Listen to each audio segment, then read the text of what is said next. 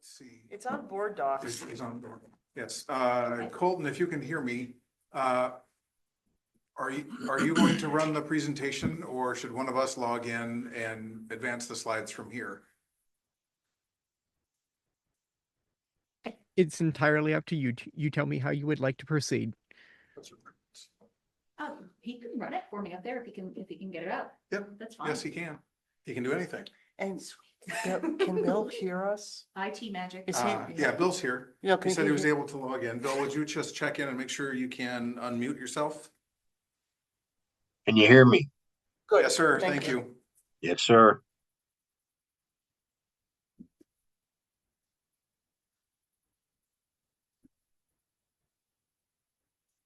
Okay. You ready? Mhm. You ready, Shelby?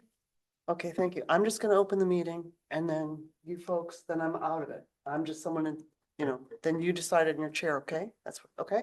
Okay. Yep. Okay. Good evening, Keystone.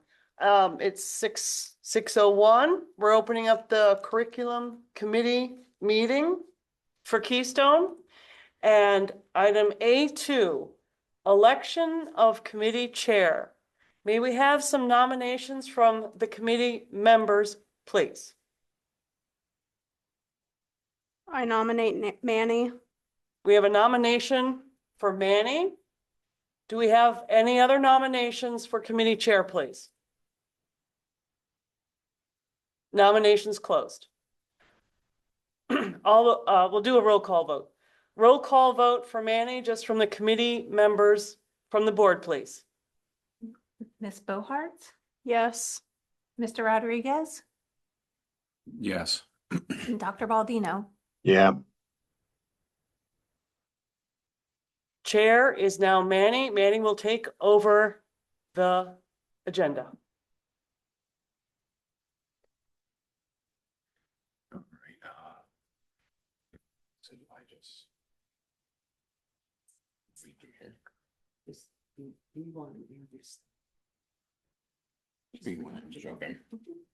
Okay, first thing on the agenda here is B1 presentation, Central Intermediate Unit 10, IU 10, Dawn Haynes, Education Director of Curriculum and Innovation, to present IU 10 customizable curriculum audit options. Good evening, everybody. Thank you for joining, especially on this cold night, even via cyberspace. Please let me know if somebody can't hear me. I think this document's up in board docs if you want to be able to look at it personally when you go through. First, I just want to thank you for having me. I'm the Director of Curriculum and Innovation at IU 10, so Center, Clinton, and Clearfield counties. And curriculum audits is one of the things that our department does. I'm very proud of the work that our department does for districts. It's important to sort of be able to have that health checkup to sort of see how your systems are working together, depending on what your student needs are, what the goals are for the districts, to see if you are meeting educational standards in the way that you want to meet them. One of the things that's important from the IU perspective for curriculum audits is that we pride ourselves on really customizing those audits to what districts need. We are not the only provider of curriculum audits. There are national services that provide this service as well. So I would say, feel free to ask me any questions, stop me, pause me, things like that, to make sure that I'm answering some of the questions that you might have. Not everybody is familiar with how curriculum works, things like that. Not everybody lives in that space all of the time. I live in that space most of the time. So, yes. Would you please explain actually what an audit is? Absolutely. An audit is sort of like a checkup, right? So, if you want to check up how your curriculum is working, if you skip to the next page there, curriculum audits really live in a couple different areas. the written curriculum, which is all of the things that your students are supposed to learn that you have written down. So that could be your content standards, that could be learning objectives for students, but really checking in, do we have the things written down here at Keystone that align with what the state of Pennsylvania is saying we need to do for making sure that students are learning, and then also what you feel that your students need to have learned locally, right? And then the next portion of an audit check-in is sort of, how is that materialized in the classroom? What does it actually look like? What does the teaching look like? What are the instructional methods being used? How consistent are they across grade levels, across departments, things like that? How engaged are students in their learning and in charge of their learning? And then how are we adapting that learning to make sure that all students have the opportunity to access that curriculum? And then the last portion is the assessment portion, right? And a lot of times you hear a lot about assessment, but really that audit sort of takes a look at how are we evaluating students? Is that lining up and giving us the information that we need about student progress? And really, it's taking a look at what opportunities we have for success, and what things are going well in a district, and then what opportunities are there for growth, right? So this is not, an audit is not something that's a gotcha kind of moment. It is really about checking the health of systems, and then we're always working on getting better. We're always working on growing things. So really, what do we need to do? And districts can do their own audits. The hard part is like when you're swimming in your own water, like a fish, you don't sort of notice what's around you. So it is helpful to have a third party come in and sort of partner and help with that process.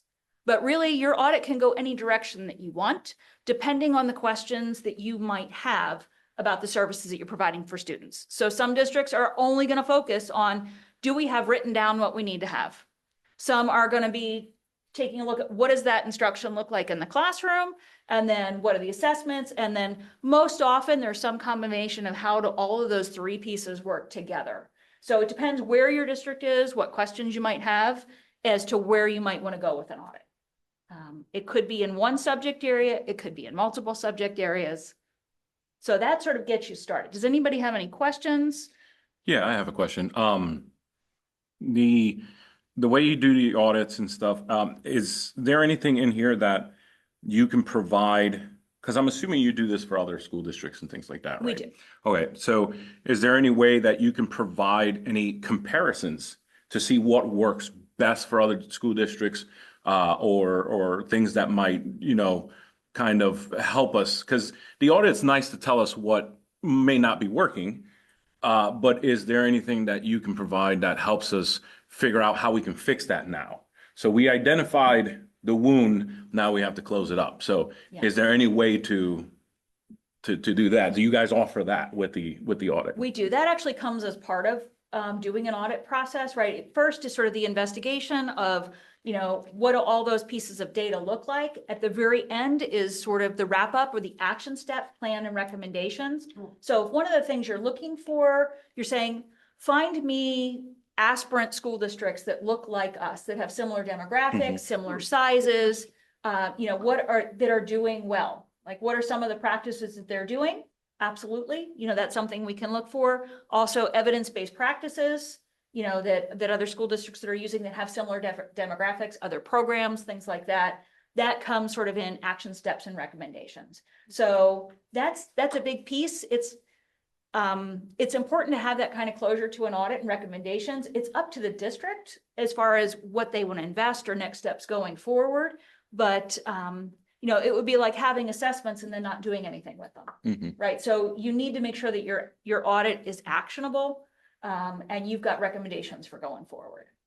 So I usually plan out a 1-year follow-up from any audits that we do, and sort of say, here are the deliverables immediately after the audit. Here are some tools and processes to sort of help guide that work along.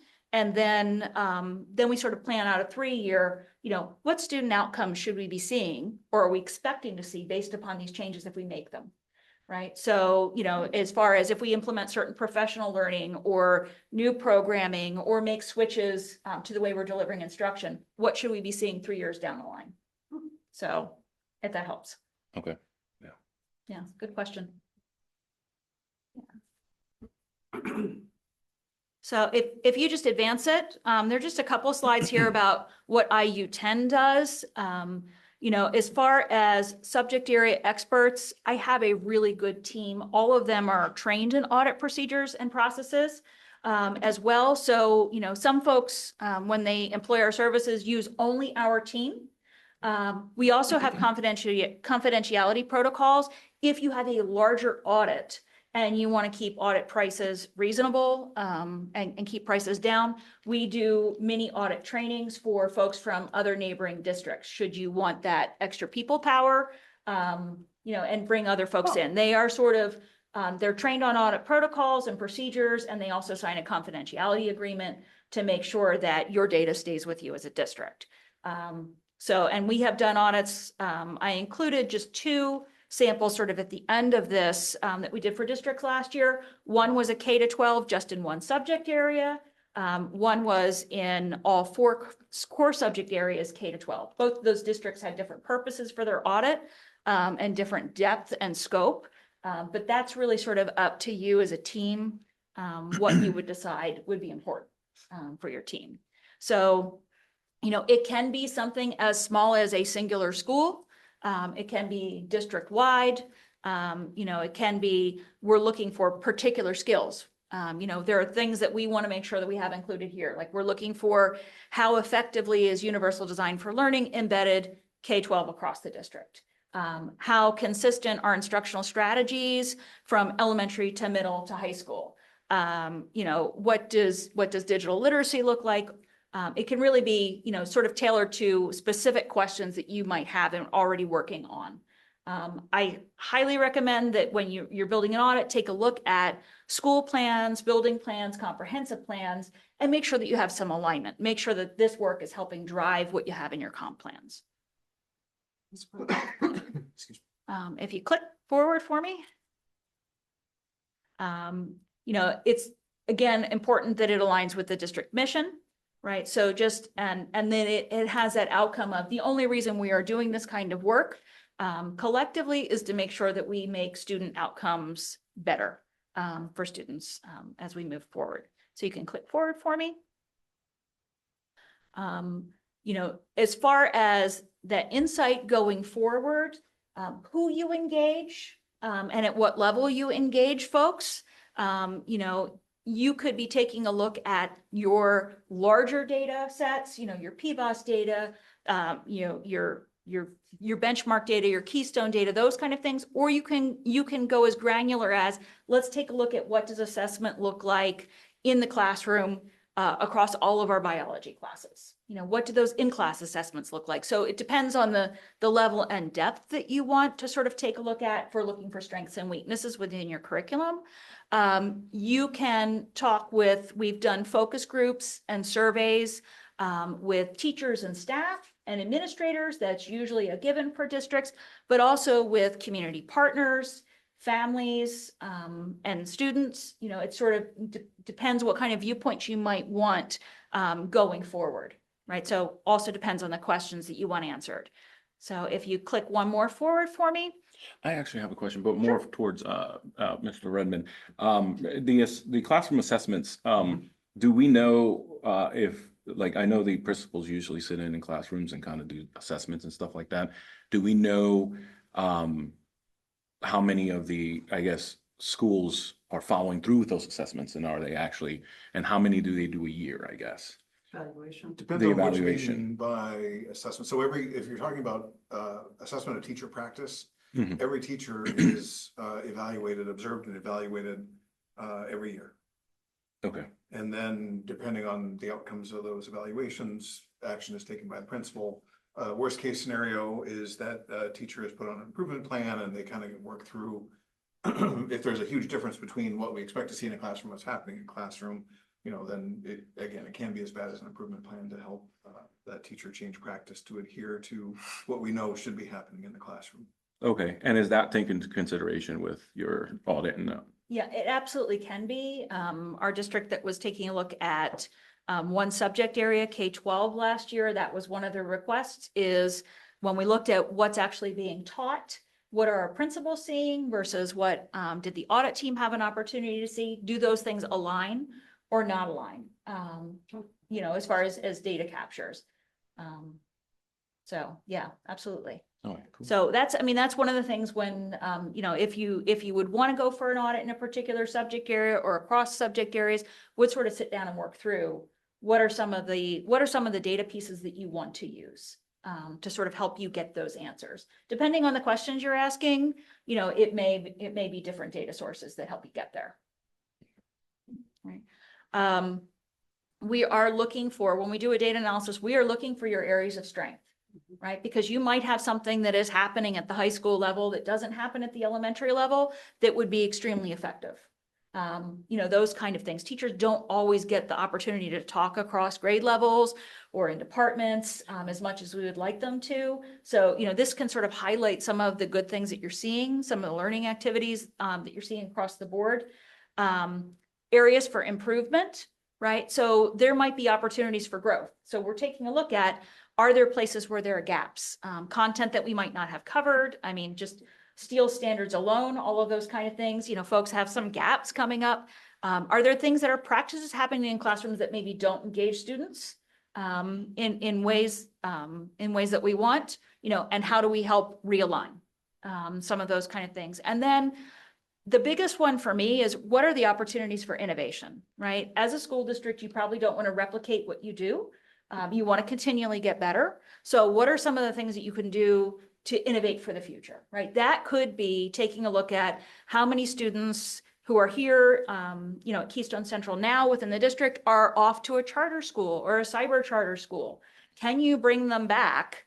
Is there a revenue capture? Can you do better by them by having them physically come to you, right? Are there attendance gaps? Things like that.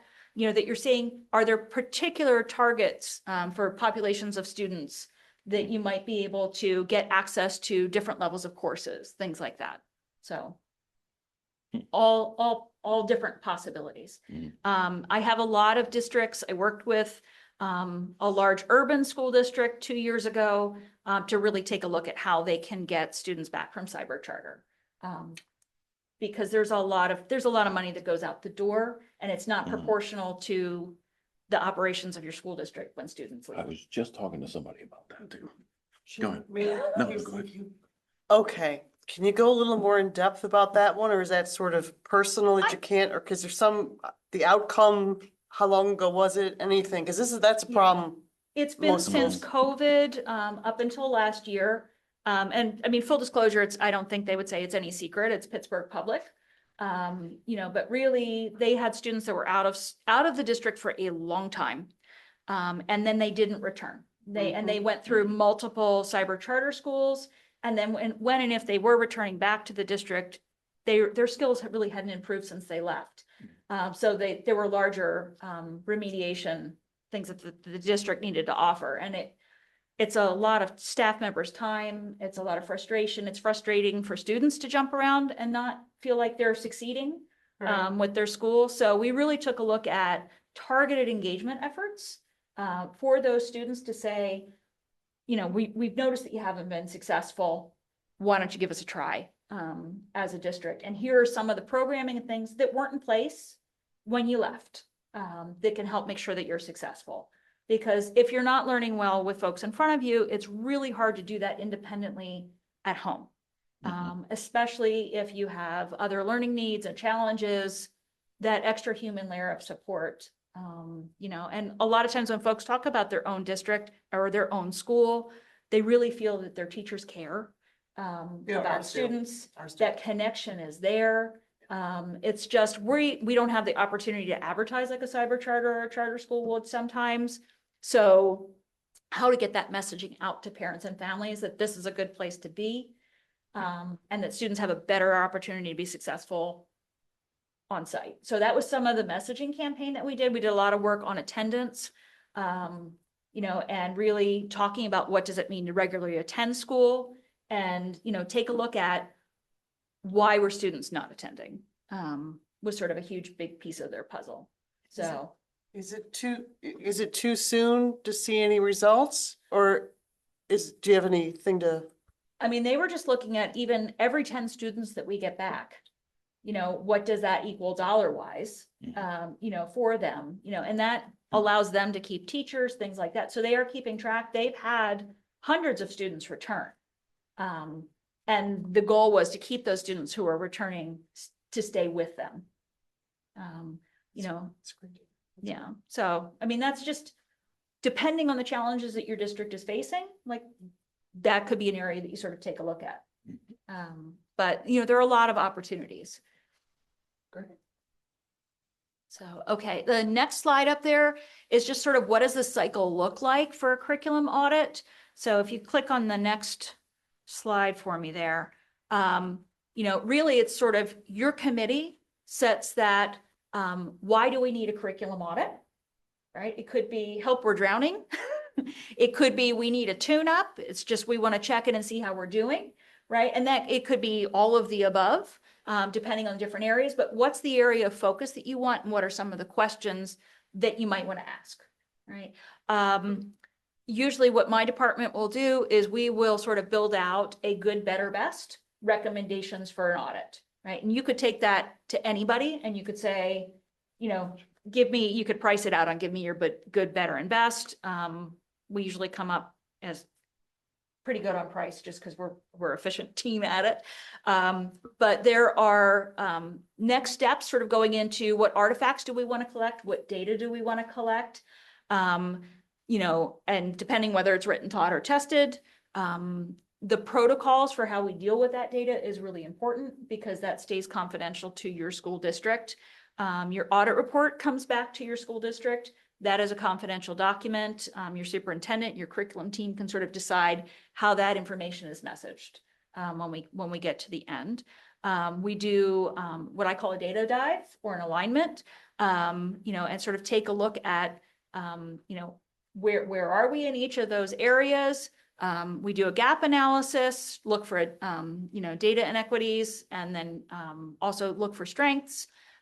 We prioritize recommendations and research-based supports. And then we develop an action plan, a 1-year plan and a 3-year plan, just to sort of say, how do you monitor, and check that things are moving in the direction that you want them to move along.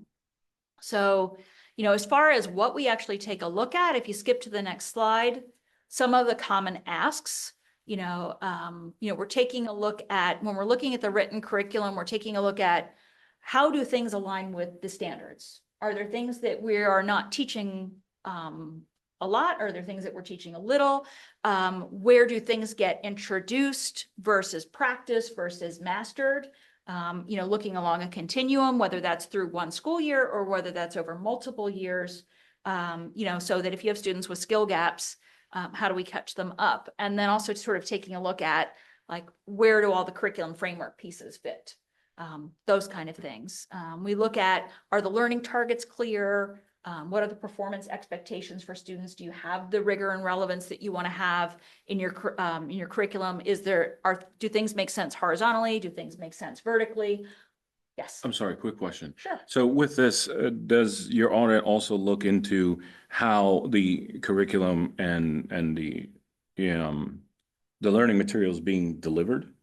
So kind of like a teacher's performance or something like that. Yep. So that is like, this is everything that's written down. Okay. And some districts come to me and they say, we don't have anything written down. It happens.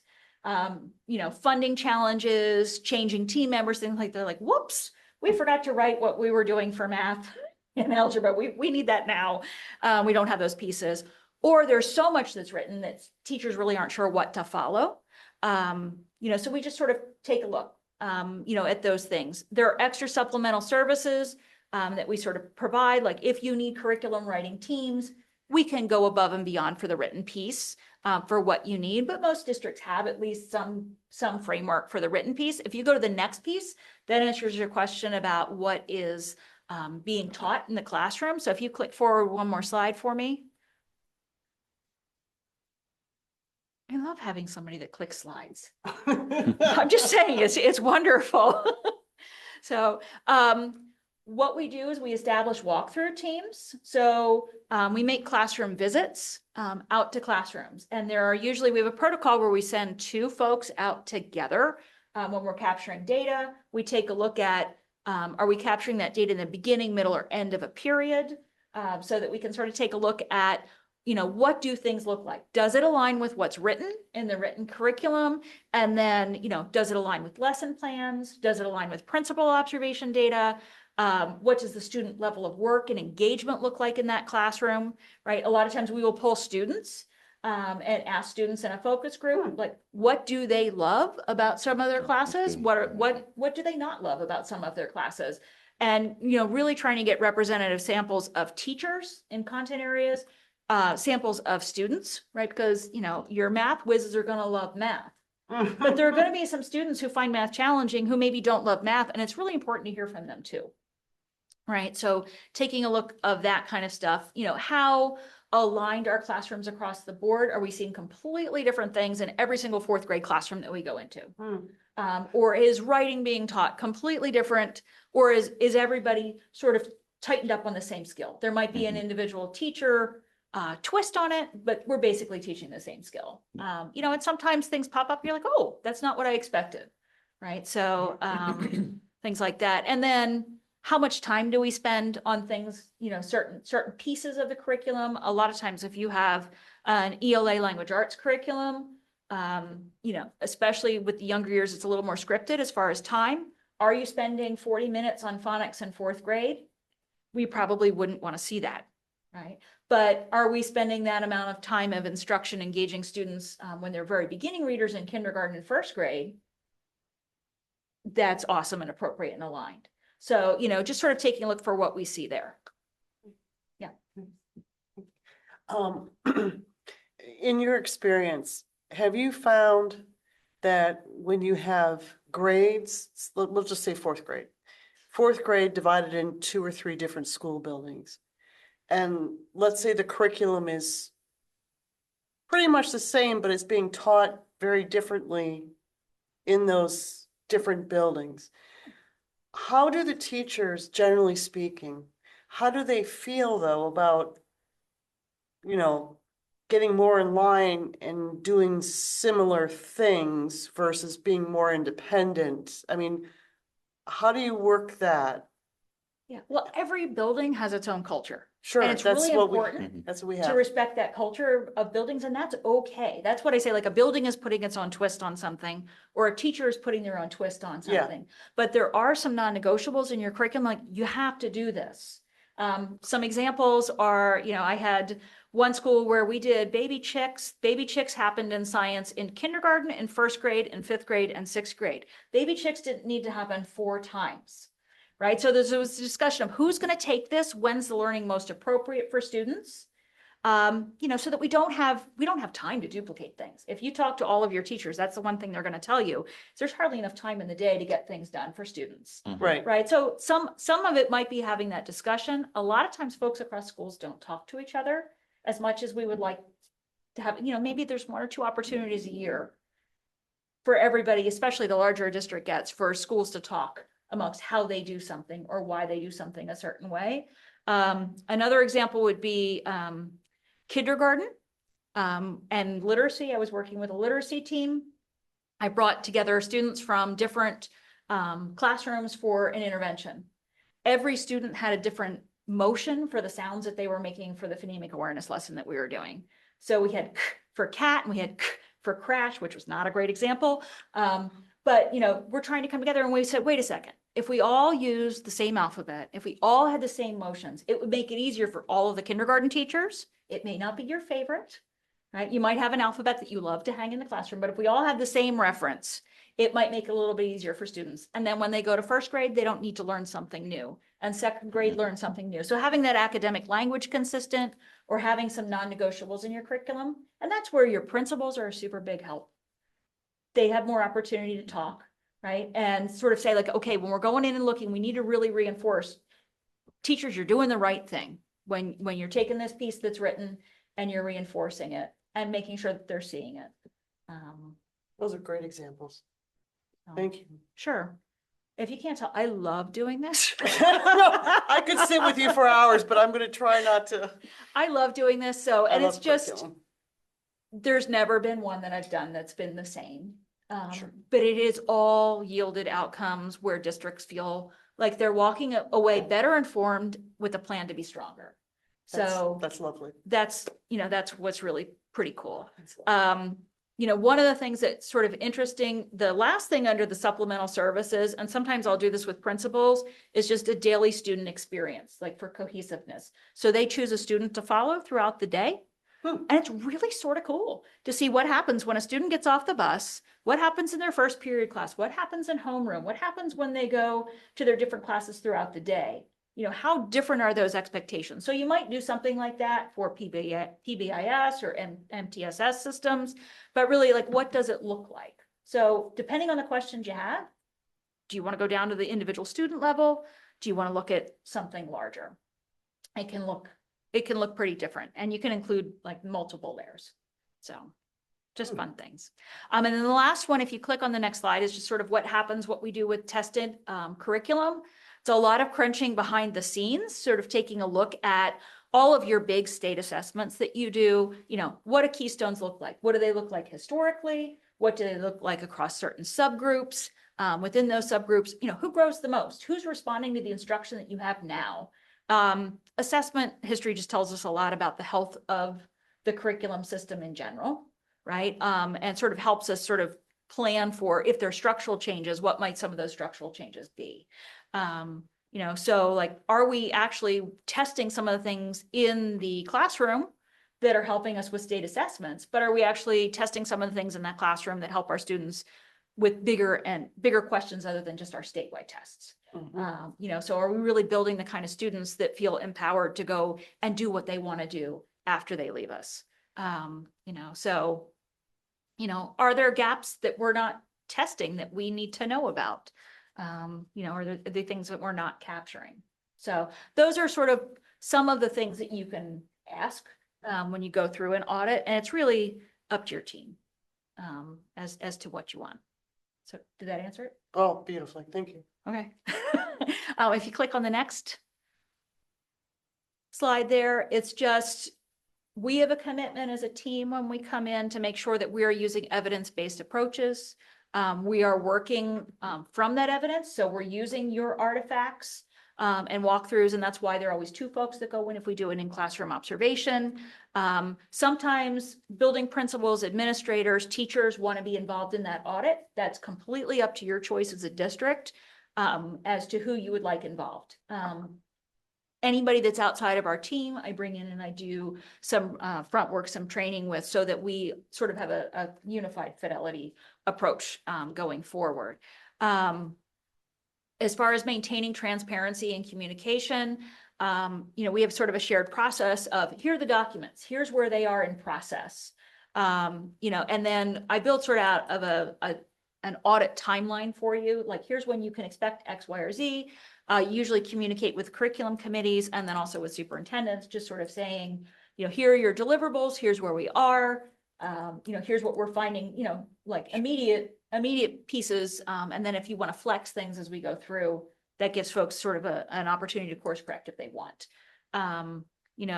We are really focused on systems and not individuals. A lot of times teachers have a lot of anxiety having people that they don't know come into a classroom. Sure. So the communication beforehand, some districts like to handle all the communication themselves. I had a district that said, please do all of the communication for me beforehand. For community members, give me the communication pieces for what's going to go out to parents and families, because they need to know they're going to be strangers in buildings. And this is why they're there and what the purpose is.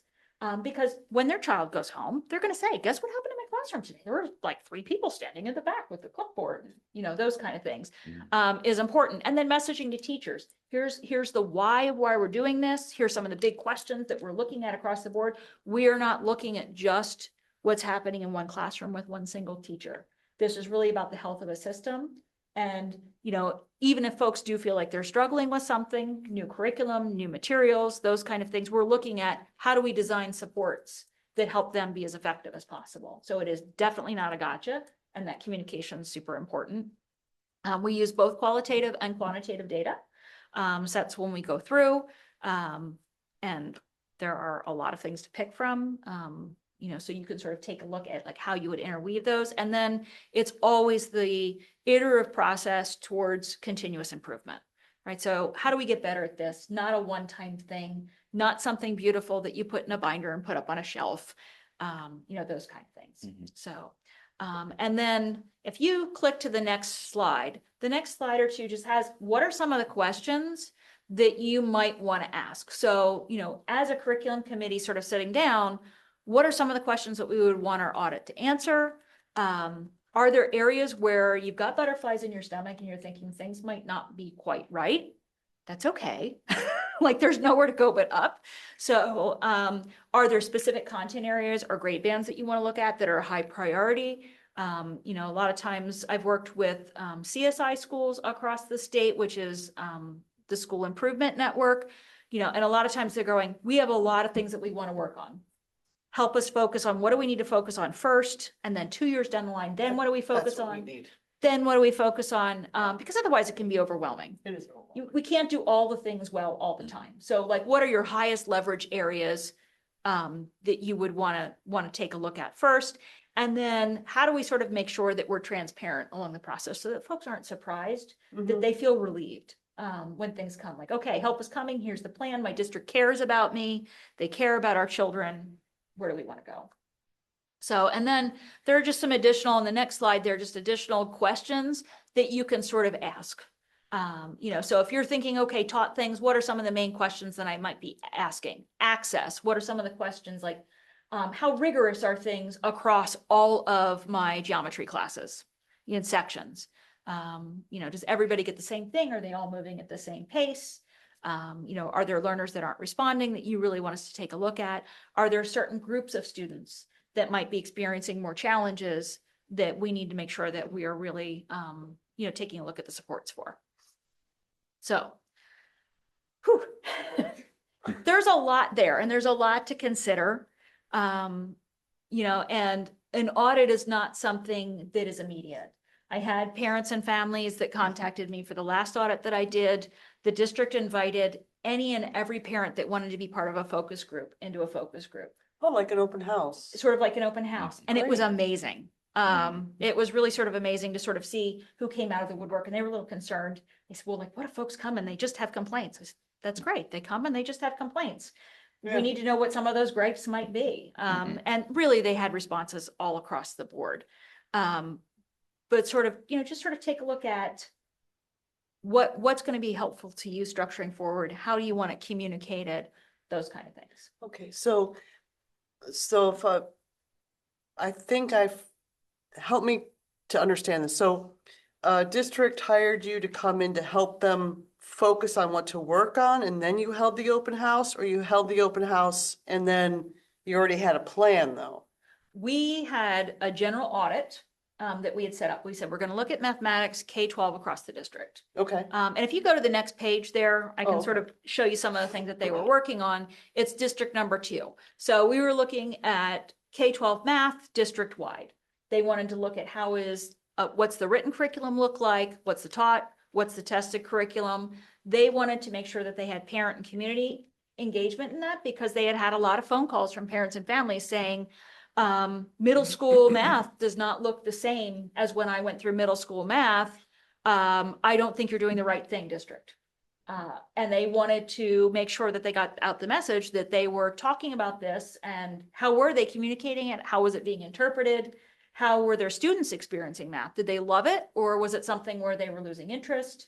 Things like that. And then, we also did walkthroughs for that, but we did a big gap analysis as far as where are there some holes in the curriculum, where might students not be responding? And, they were using evidence-based practices, but it wasn't meeting the needs of some of their smaller subsections of students. So we needed to take a look at what do we need to do differently to make sure that we don't have kids fall behind. They're also looking at, what curricula do we need? Their adoption timelines, those kind of things. Are they going to revise courses? Are they going to not offer courses in the future? And then what professional learning is needed to support teachers with programs that they already have. And their teacher turnover was super high. They had a lot of folks retire. Yeah. And they had a lot of new teachers who didn't have the initial training in some of the programs they were using. So they didn't have the fidelity that they thought they had. And they were like, okay, we need wraparound professional learning for this. We need additional professional learning. And then we need to communicate that professional learning and message it a little bit better to our community. So I'm sorry, go ahead. No, you have, go ahead. Yeah, so I see up there, third item down, focus group surveys. But if I'm looking at whether it's District 1 or District 2, where did the open house or the town hall all meeting? of that fall. Oh, Usually we take a look at the written curriculum first. uh-huh, And then we do walkthroughs. okay, Then we start pulling our focus groups. okay, Um, okay. So, and really, there were things that came up that were not addressed in the audit, or weren't even a focus of our audit for parents and families. I kept them sort of in a side reportable category, just so that the district knew, like, here's some of the things that, parents and families think are awesome. And here are some things that they still have questions about or are feeling unsure about. And a lot of things that were flagged there were great special education processes and procedures in place. Families didn't necessarily know of all of those supports. So who do they go to? Who do they call? How do they find out about it? And that was just a simple messaging thing that they took away that really didn't have anything to do with what we were doing specifically in math. But, Okay. yeah. Now, I have a quick question. Correct me if I'm wrong. You said that you provide some recommendations on for the teachers to, have some trainings if things are not being delivered correctly or something like that, right? Now, would that also extend to admin staff? Because lots of times, if a teacher is not getting the support they need from above, sometimes it is difficult to deliver on curriculum. So is that something that's also extended to the admin staff? Absolutely. If they need some training or some help or redirection? Yeah, we've done some leadership training for admin staff. Fantastic. As well, and in conjunction with the Pennsylvania Principals Group has also provided some supports, that sort of came out, and then we went, we don't have in district number 1. Is that, yep, district, I have to remember who I named who. In district number 1, like we talked about, like what administrative support plan do they need to move forward? Because if you're an administrator, it doesn't really matter what hat you wear. Mhm. You're always wearing on what's the emergency in front of you at the moment. Right. Yes, And exactly. they're covering for each other. There are always things like, we don't have water, or there are problems with buses, or there are problems, Mhm. I need my focus to be on one individual student. Curriculum is something that usually gets put on the back burner. Yep. Support Mhm. for teachers gets put on the back burner. So I know your district has a lot of support structures, so you can sort of take a look at, what might your admin team need to feel more confident or to reprioritize or to have support? What do your instructional coaches need, to be able to move forward to support? What do your department heads need to feel confident with moving forward? And that can be just as soon as like partnering up with a phone a friend. Other districts that are maybe like, they've done this a little bit and they're feeling confident with it. We've done that a lot with Steele's Buddies across the state for folks, making science shifts. So.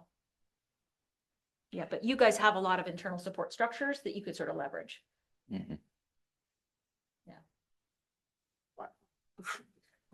Okay. It's fun because it's hopeful work, Mhm. and we don't often get a chance to spend a lot of time in hopeful work. You guys have a good curriculum coordinator. Yeah. So that helps. But like one human being can't do it all the time. So, yeah. If there are things we can help with, awesome. If there's a particular focus after you talk that you would like a proposal for, I can write up a proposal for you. Those do not take long to turn around. You can sort of take a look and say like, okay, that's something we want to do with IU10, or I can help you find somebody who can do it for you too. I have a quick question. I'm just curious, have you ever done special education audits? Just on the special education programs? I have not. Okay, Like okay. we've included special education as we did the regular education audit. We did basically an MTSS audit. Okay, and we've done a couple of them, sort of taking a look at what's the tier one regular education curriculum, what are all the different intervention pieces, and then we've also taken a look at the special education population, and making sure, do they have access to different pieces? Is it appropriate? And then how are they responding to their individual education plans? So our special education department, our director of special ed, has gone in and assisted districts with, is what's showing up in the IEP happening in the classroom for that student? Are they responding to it? Are there different supports that we might need, for particular students or groups of students? Okay, so that wouldn't be an audit, that's something else? Well, you can include special education as Oh, sort of okay. looking at a component in Okay. your audit. Okay, Some folks say, no, we just want to look at what our tier one and tier two is. So it depends on your focus, okay. whatever your team comes up with as questions. Anybody from back there? You guys have been really quiet. Okay. May I ask a quick question? I mean, this district has grown tremendously. Megan, boots on the ground from where we were 10 years ago, okay? That's a given, but we're still not, in my mind, and this is not blaming anybody, okay? We just can't quite seem to get to the next level. And it's no one's fault, but when you have a board that wants to support the program as much as we want to, what's our job in all of this to help move to the next step? Because there's so many options. What do you see the board doing to help support? What should we do? Well, that you're asking questions, how you can support your administrators, your directors, things like that. Sort of, I would say, listen to your curriculum team, listen to your directors, listen to your administrators. What do you think they need to help move things forward for students? Okay. You've got some really good experts within the district, but a lot of times, processes like this can help you find a focus. And then really sort of laser in on where do you want to go? And what supports do you need? How to most effectively use resources, those kind of things. Okay, So, that's really helpful, because with all of these offerings, and it's up to the majority of the board in cooperation with administration back and forth. This is just my one person's opinion being on the board. I would like to do like 6 of these right now. But, it's not with everything else going on. So how to focus? You said that's something you help districts do, help them focus to, they may have their experiences and the teachers have their experiences. So you could help a district focus on what may be the most important thing. but I mean, I would take a look at like, what are your data teams saying? About what they're seeing, where do they think the biggest gaps are, those kind of things. Your curriculum director, where do you think your biggest gaps are? And then I would say, then we have a chat about saying, here are the 67 priorities Yeah, that we exactly. think we have. Then you can run it by me and my team, and we can say, okay, I would pick this one first because, or this one second because, to start here. But I have a feeling probably your team probably has them already lined up for you. Well, I hope so, but that's the thing. I mean, how big do you want the list? I mean, they're like, what's our role in all this? I mean, I want to support this personally, whatever they decide to do. Me personally as one board member, so I don't want the ball to stop rolling. Well, just speaking from previous experience, Yes, it's please. amazing to have a school board that's really invested and supports the education of students. And says we're willing to invest in, continually growing a district. That's huge. So I would say, trust your folks. Yeah. Pick a focus. You can always you can come to me and say, this is it. This is what we want you to do. If I really think it's a horrible idea, I will tell you. But really folks are usually pretty much on point with, here's where we want to go. Okay. We're not sure of where some of those gaps might be, but here's something we know we need to look at. So It would really be nice to get some opinions on teachers, because they're the front line it would be nice to get their voice in on what should be audited and things that we should look at. Because they know more than really anybody else would. They're the ones with the kids and doing this work. Mhm. So that would be Well, that's. really nice for the team to go and I do. I like that idea. And that's the other reason why I wanted to make sure this was a public meeting.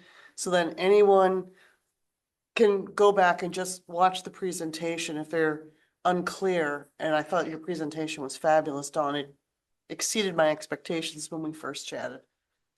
It's just, Well- I'm overwhelmed at this point, but I'm okay. It's a good kind of I mean, overwhelm. that's one of the things I've really worked hard on, building a team Mhm. so that we can't do everything. We're not a huge IU.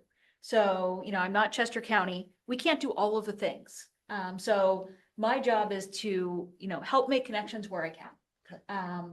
So, if I can't do it for you and you have a larger scope than what I need, I'm gonna find you folks that are good options for you.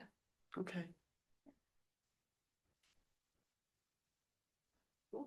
fantastic. Sure. Yeah. Yeah. But no, you have a good team of people who are really, really invested, in making sure that your students succeed. And that's evident. And I just, our team that we work with down at Patton, has been really complimentary, to your entire team. That's great. And, you see those changes. It's just sometimes change comes more slowly than we would like. Yes. So it's nice to be able to prioritize and say like, okay, we need to turn this one up to 60 miles an hour. Okay. But, having your teachers know that you're supporting them, in delivering the best instruction that they can for students, having students and families know that, that's awesome. Thank you. And like I said, we were chatting earlier last month, like, you've been on my radar for years, and 5 years ago, no, 3 years ago, no. And I think we're finally, so that's why I invited you now. And I can't thank you enough, and I'm hoping that through the discussions,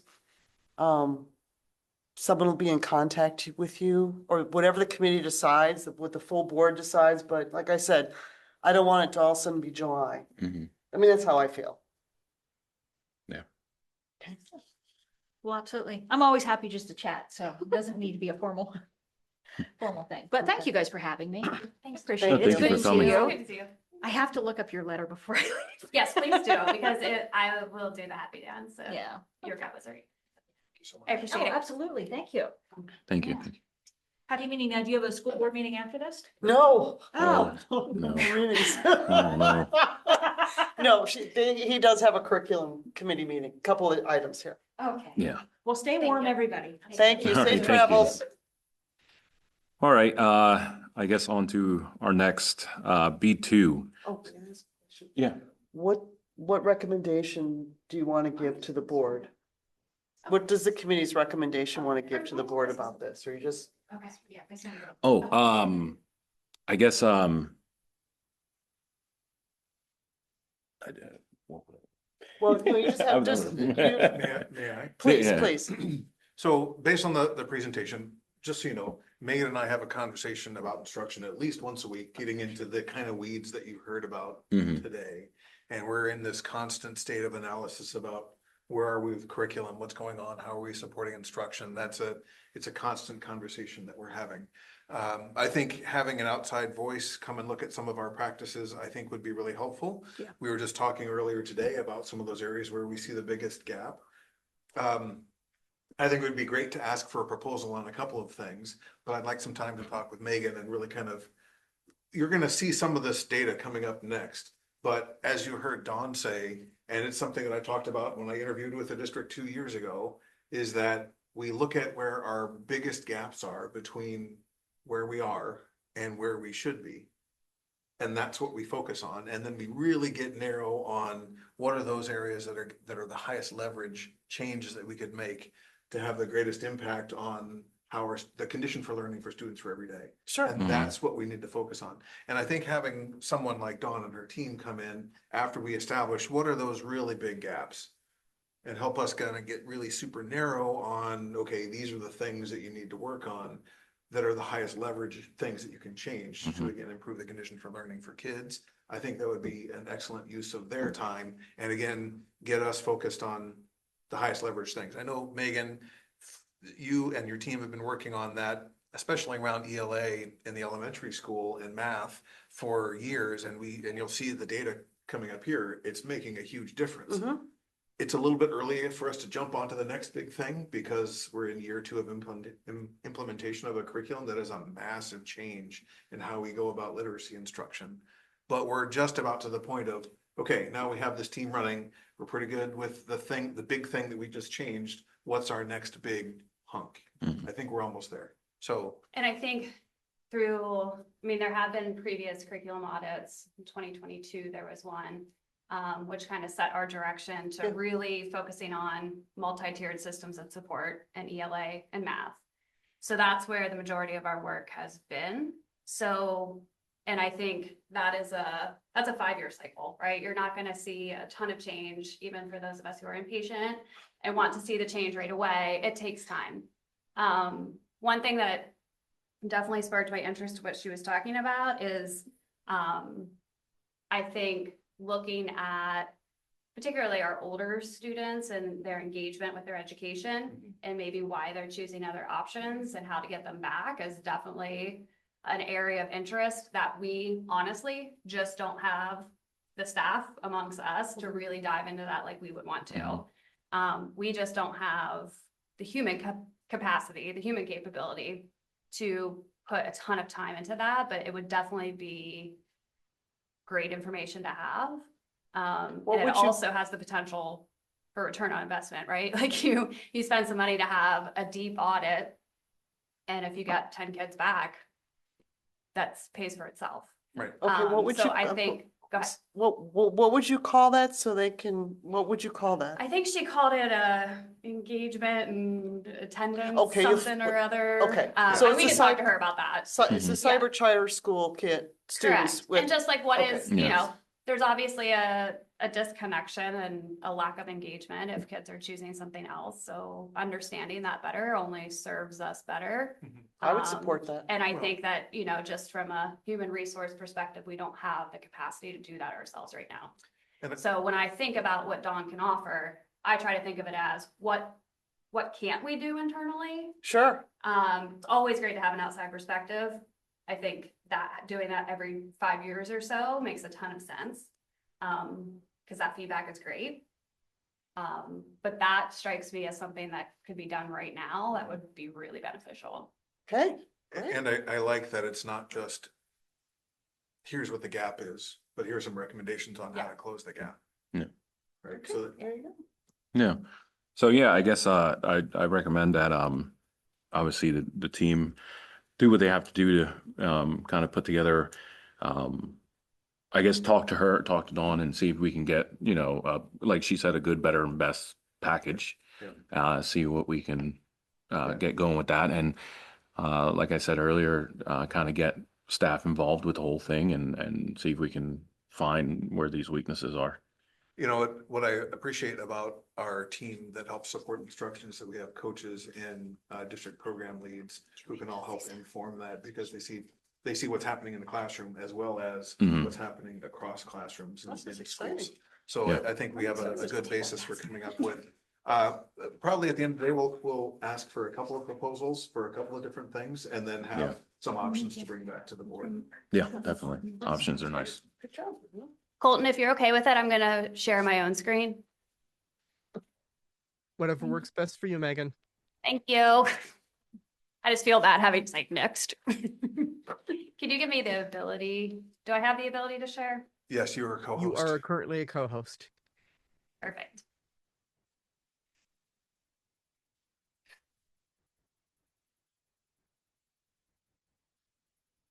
Okay, so tonight we're going to look a little bit at actually more than a little bit, at our data from last year. Every late fall, usually around November, sometimes it creeps into December, the state releases what is essentially our state report card.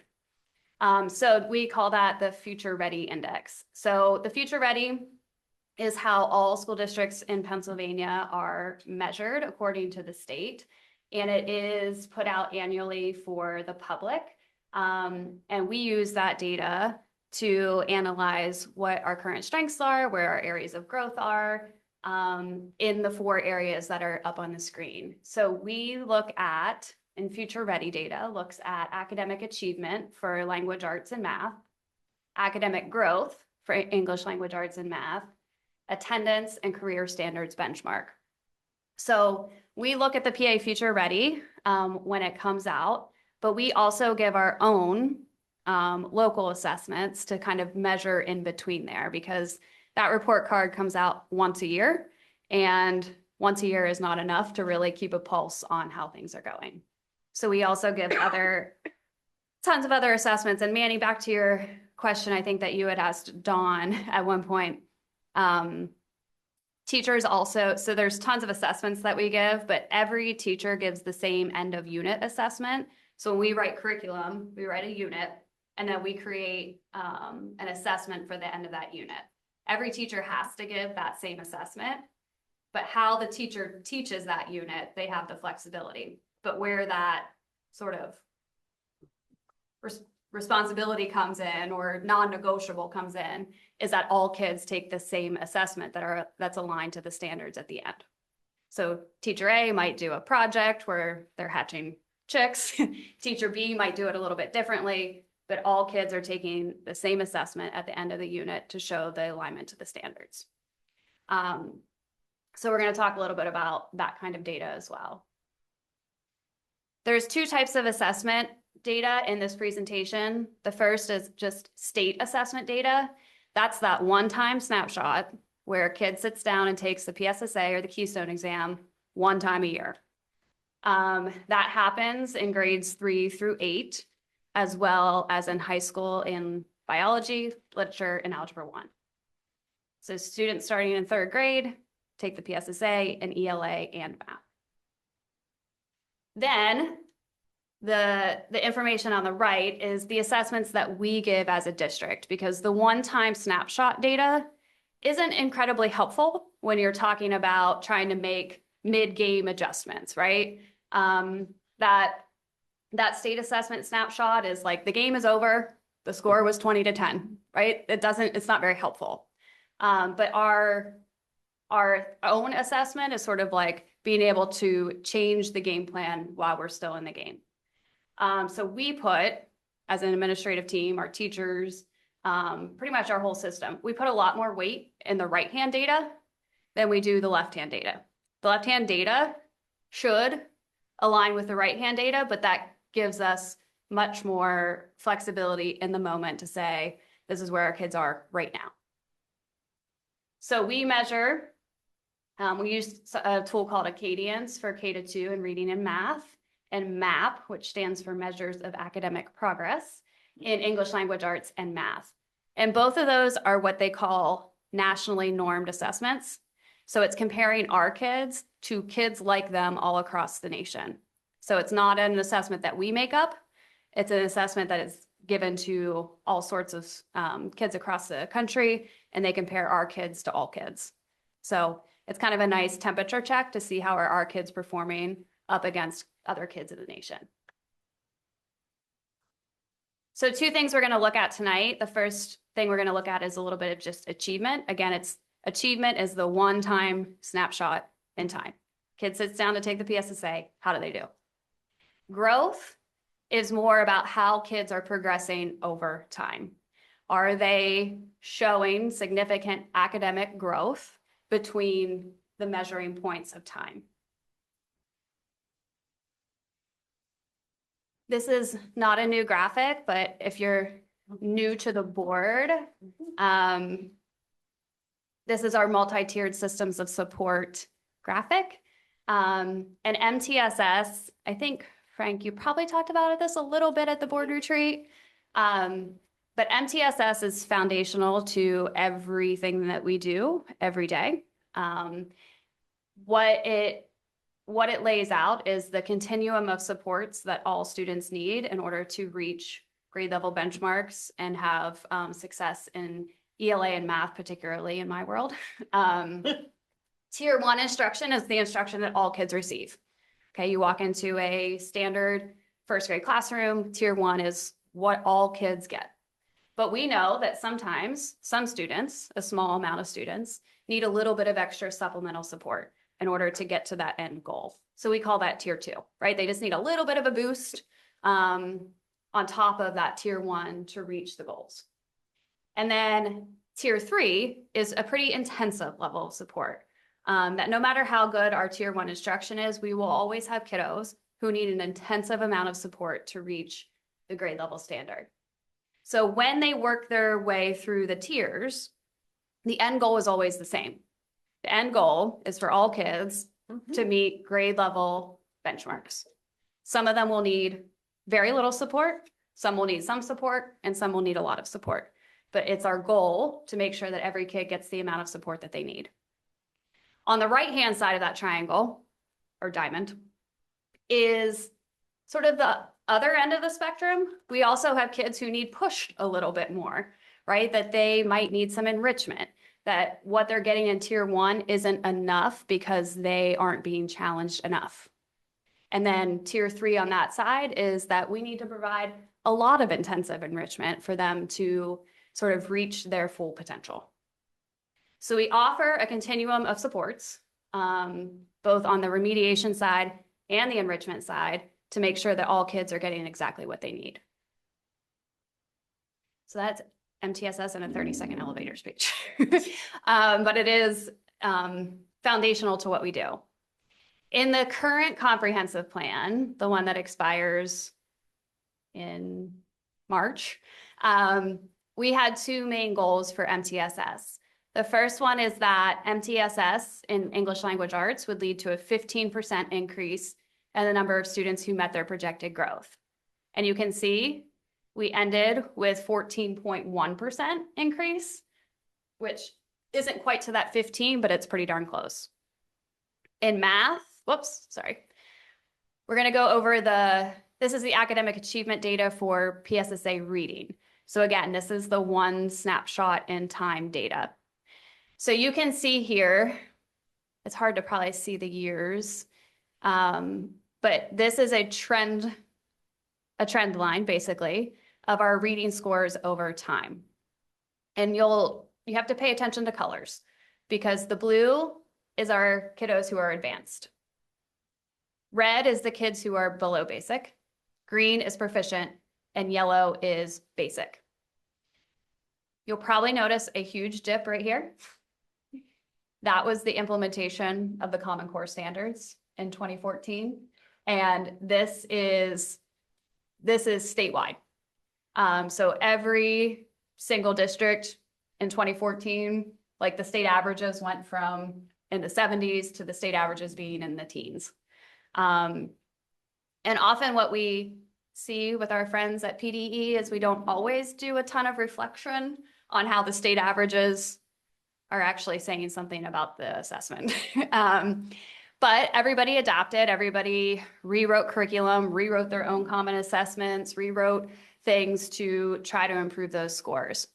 We implemented, and just, I think, Elizabeth, you already know this, but Shelby and Manny, for your reference point, when I started here in 2020, there was no written curriculum for anything.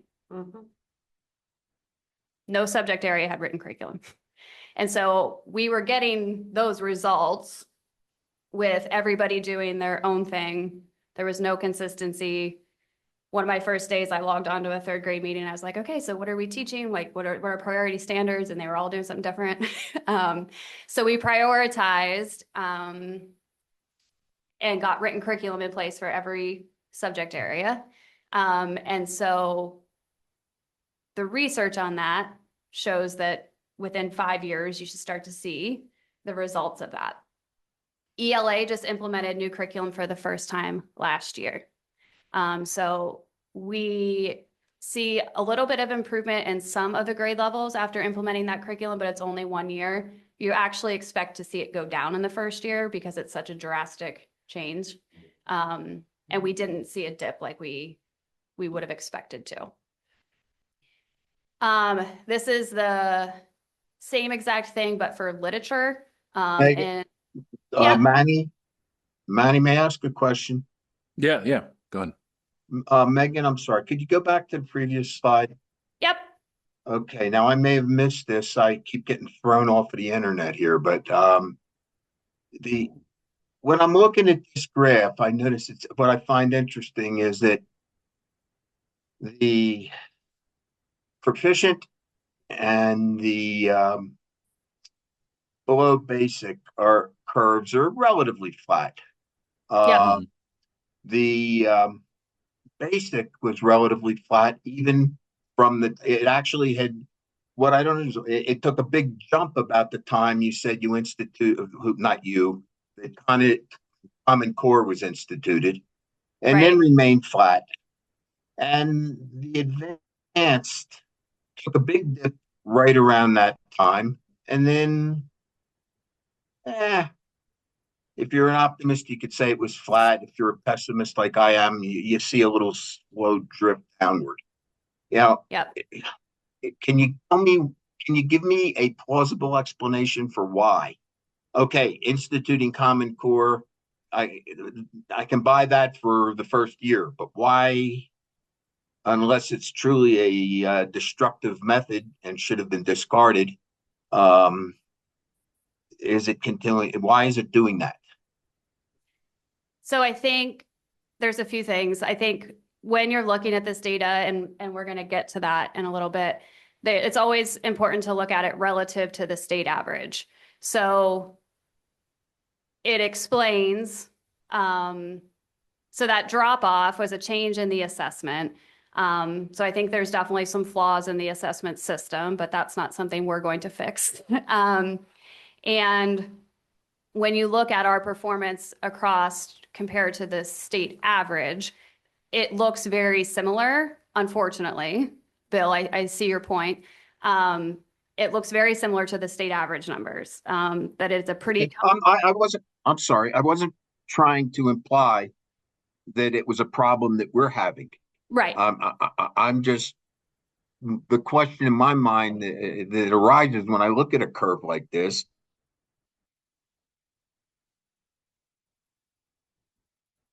It doesn't seem right. Yeah, I think it means it's flat line. Yeah. It's flat. Well, and the fact that it was interesting because the advanced dropped, Strange to me, the basic went up. especially with the most proficient students dropping the most. Right. Yeah. Yeah, and that's where, often we kind of talked about the state isn't very reflective on what the assessment is saying as a state. So a good example of this is seventh grade math. Seventh grade math, the state average on the PSSA is 23% proficient or advanced. So if the state average is 23% in seventh grade, you would think that there would be okay, let's get together and talk about if this is the statewide average, is there something that we need to change in our assessment practices or the assessment itself, our assessment practices, our standards, our curriculum alignment? We need to look at something to show and explain why 23% is the statewide average.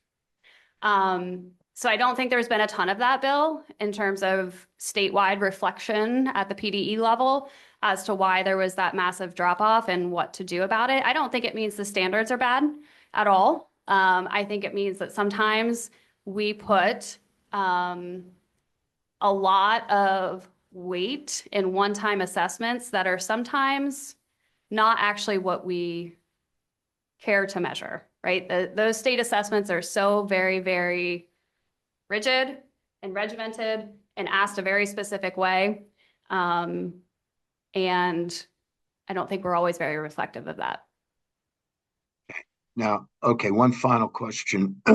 Excuse me, please. All right, do we have any of our own, and this may be coming up, and I apologize for interrupting your presentation. Your presentations are usually very good, and if all of us keep our mouths shut, we usually learn a lot, but it doesn't bother me. Do we have any of our own assessments that give a different result from this? Yes. Well, what bothers me is, again, and what bothers me the most is that the supposedly most advanced students seem to be drifting down slowly, and that doesn't seem like a good thing to me. Yep, so we have some local data here that I'll share in a moment that shows sort of that, I think, bigger and better picture. Okay, thank you. Again, I apologize for interrupting. No. I welcome interruptions. The Keystone Literature, so students take this in 10th grade. We are implementing curriculum for the first time this year in that course because this has been on our radar for a while, but again, kind of back to Dawn's point, you can't do all the things all the time. So ELA at that secondary level is a right now thing that we're really hyper focused on.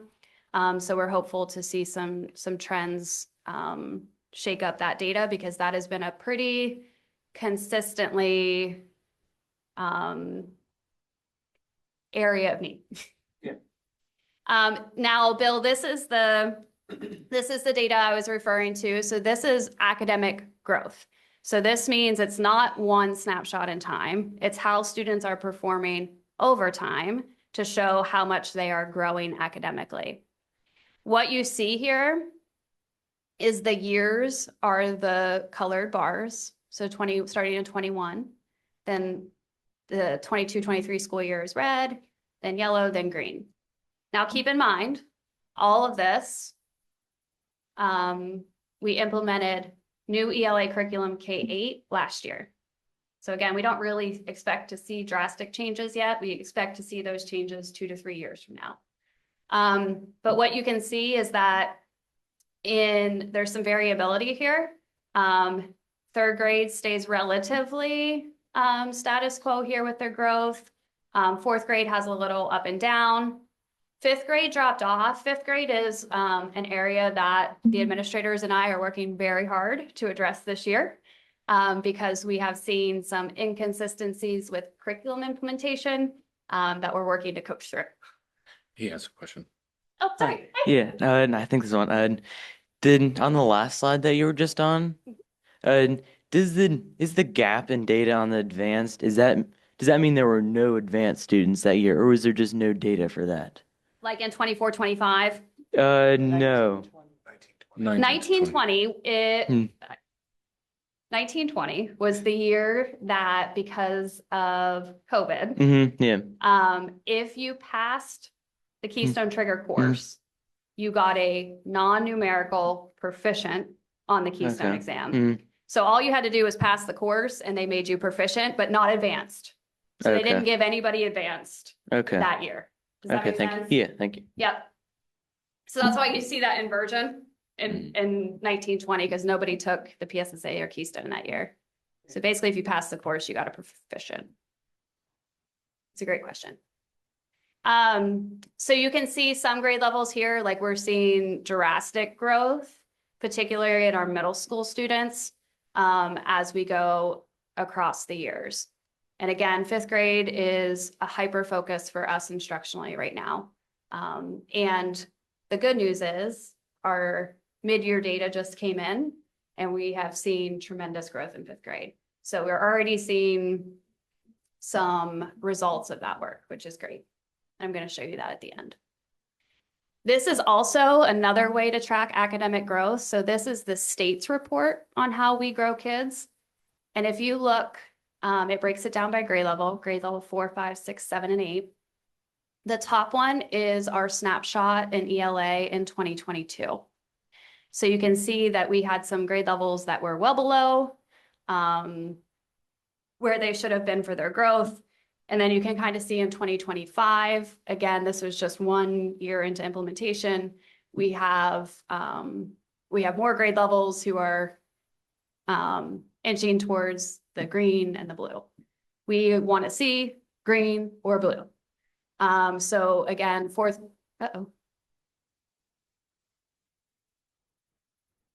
Just a quick break. just a quick break. Can everybody online still hear? I can hear you. Okay, just making sure. So you can see some of our grade levels made a lot of progress. Our 8th grade group went from well below in 2022 to being right there in the green last year, which is exactly the kind of growth that we want to see.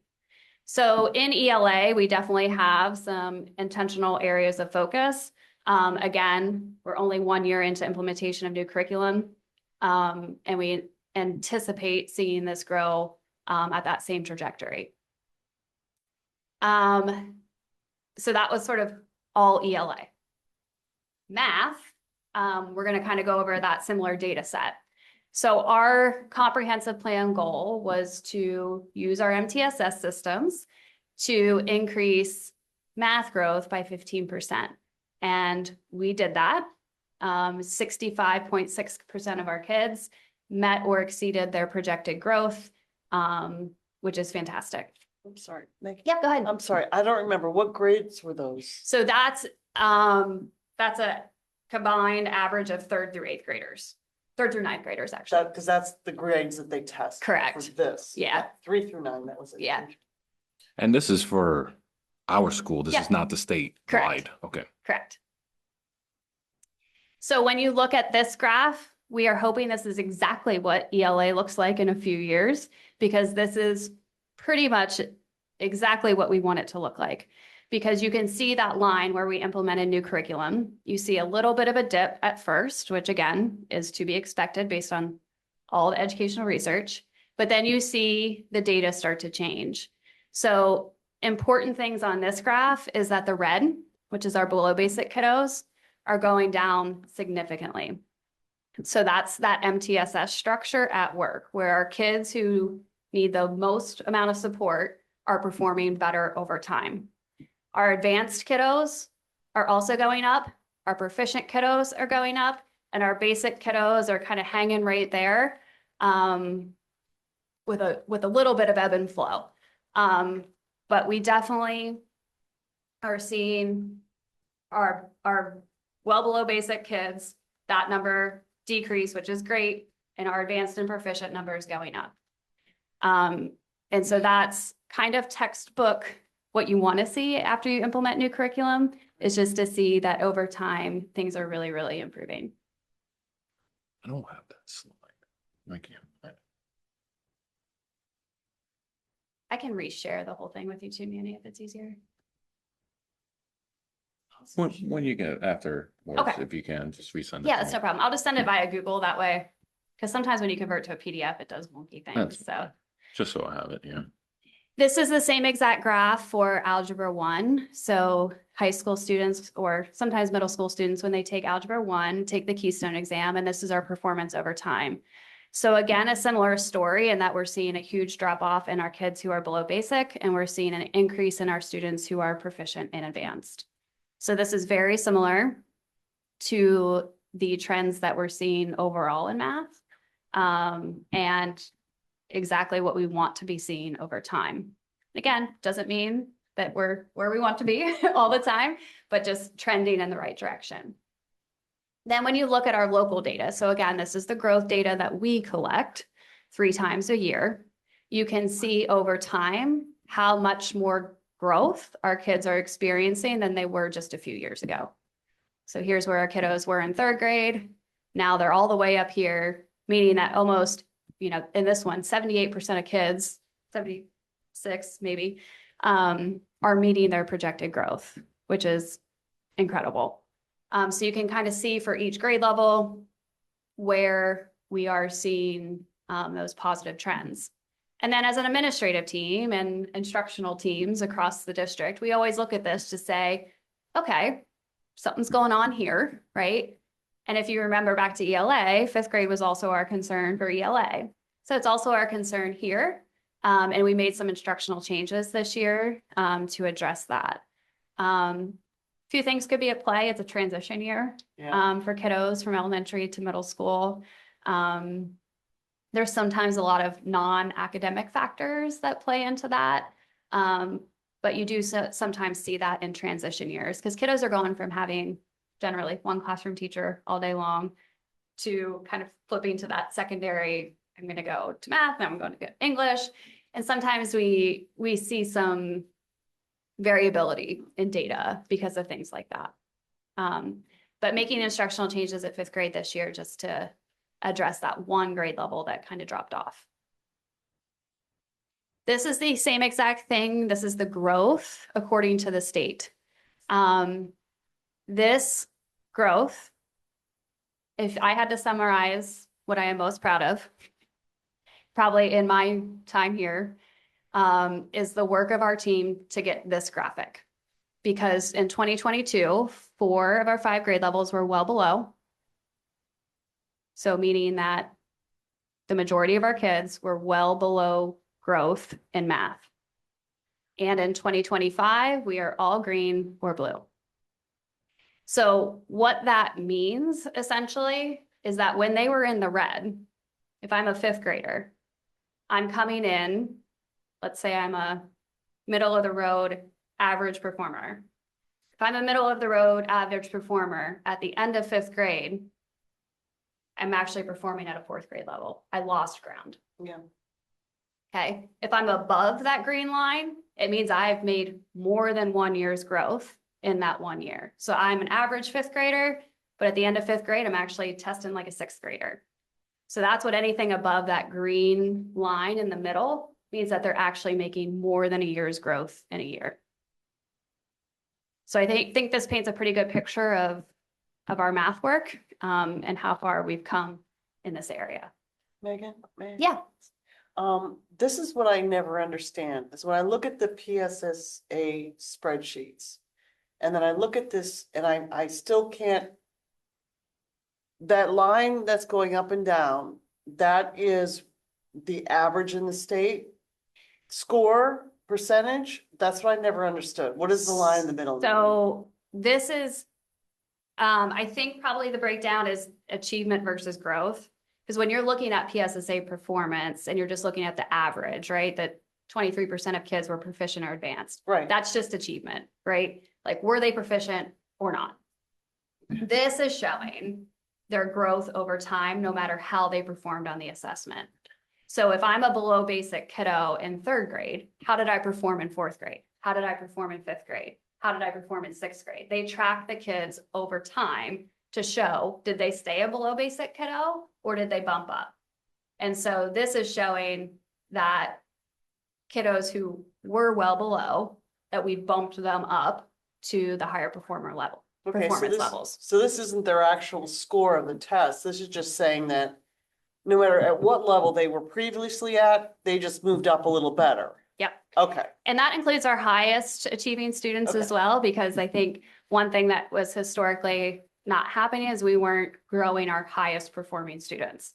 But now we are also growing those students as well.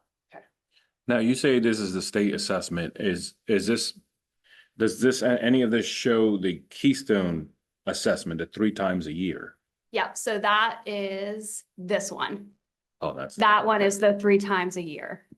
So that's kind of our pulse check throughout the year. Mhm.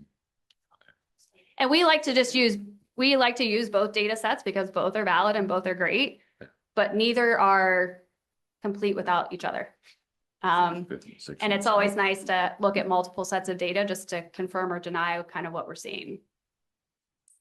Then the last area is the Keystone exam for biology. So the state isn't currently assessing science like they used to because we're implementing new standards and they haven't yet written the assessment to go with the new standards. no. So we had some students last year take a field test of it. They're testing out the assessment and then that assessment will come back. But it's not in play right now. But the biology one is still in play. And our biology numbers, again, they implement a new curriculum in 23-24. We're seeing a small trend upwards in our proficient, a drop off in our below basic. And where we want to hyper focus on this one is our advanced numbers aren't rising, which we want them to.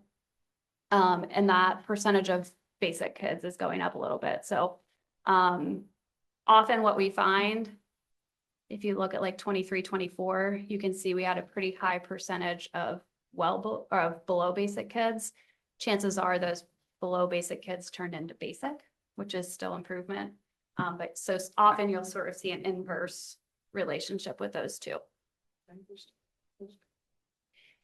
the graphic in front of you is a district-wide summary of how we perform versus other districts and different entities.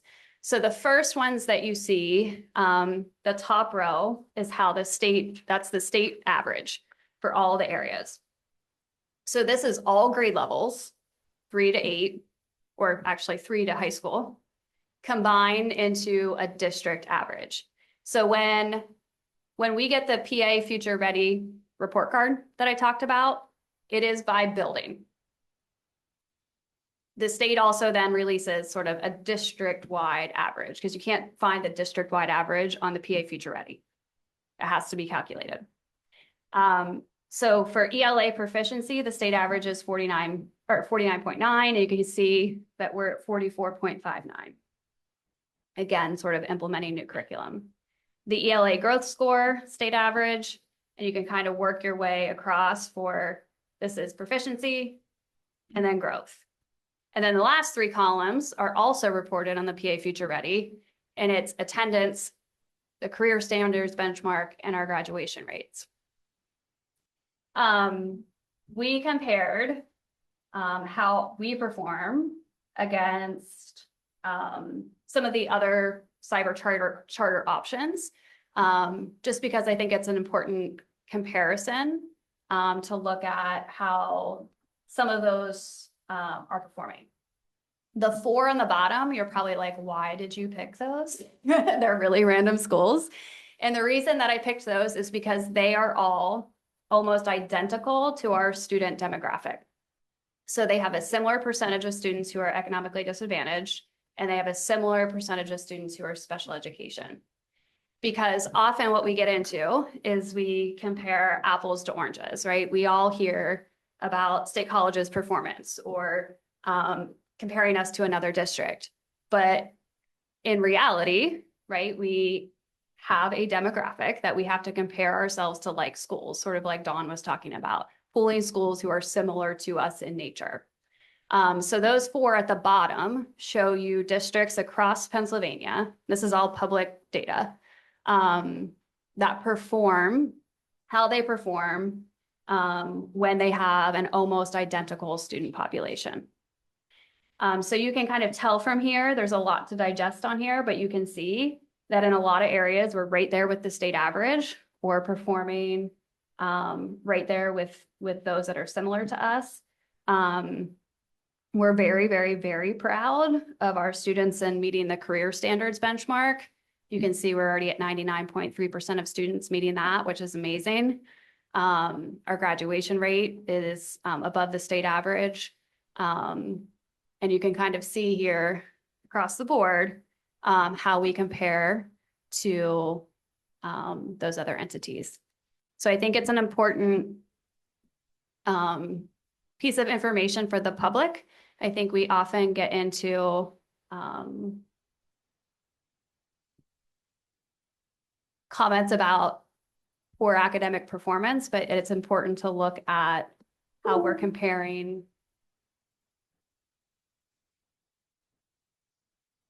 I don't know. Are we getting hacked?